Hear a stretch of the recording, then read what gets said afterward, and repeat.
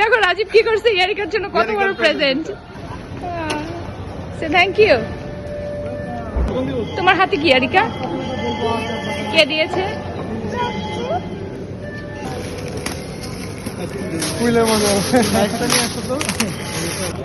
ইয়ারিকা তুমি এক্সাইটেড? কি আছে এটার মধ্যে?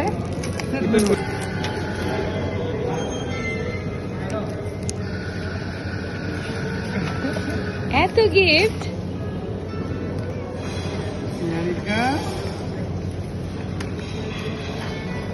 কি করছো ভাই? দেখো অবস্থা।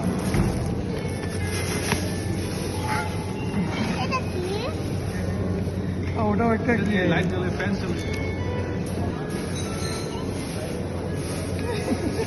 চাচুকে থ্যাংক ইউ বলো।